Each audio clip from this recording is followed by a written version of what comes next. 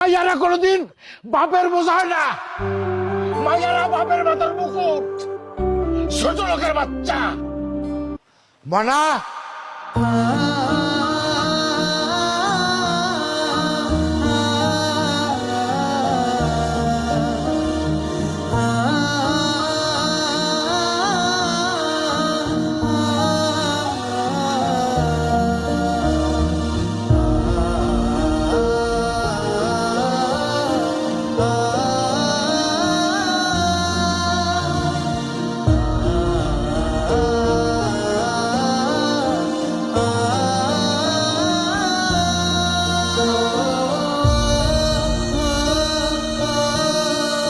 চল, তোর এই বাড়িতে থাকা লাগবো না, চল।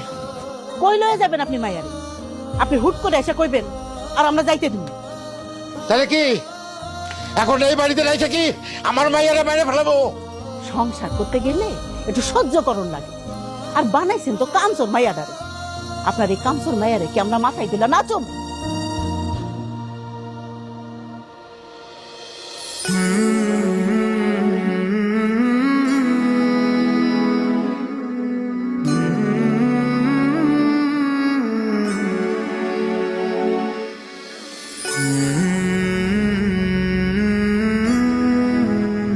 যে মাইয়া পরীক্ষায় ফেল করছে, আপনারাই বুঝেন কত অমনোযোগী। রান্নায় অমনোযোগী, কাপড় ধোয় অমনোযোগী, বাড়ির বেবাক কামে অমনোযোগী। বেয়ান সাহেব, আসলে নতুন নতুন সংসারে গেছে তো, আস্তে আস্তে দেখবেন সব ঠিক হয়ে গেছে। তাছাড়া ওর বাপে একটু বেশি আদর যত্ন দিয়ে মানুষ করছে, মেয়েরে তেমন কাজ কাম শিখতে পারে নাই। এই জন্যই তো এই অবস্থা।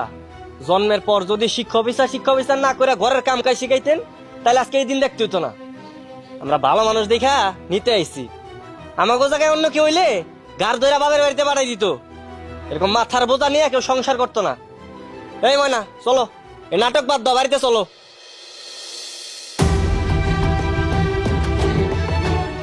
করিম, মায়ের তেলে যাক, সংসার করুক।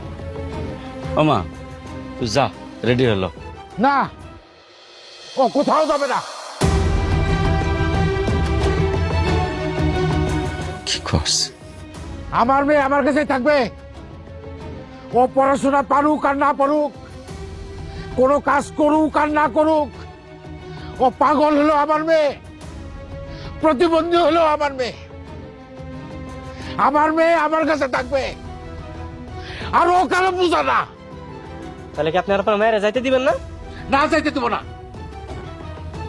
আমার মেয়েরে আমি অনেক কষ্টে মানুষ করছি, অনেক আদর দিয়ে মানুষ করছি।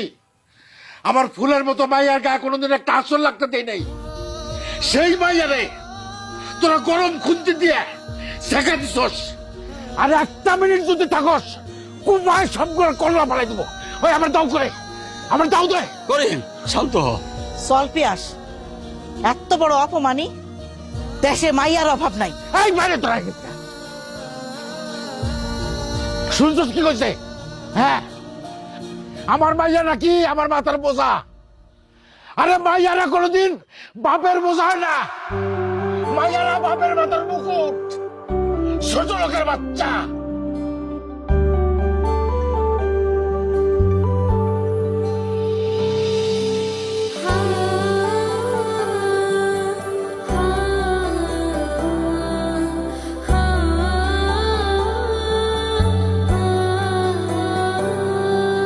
দুটো শার্ট এক জোড়া জুতো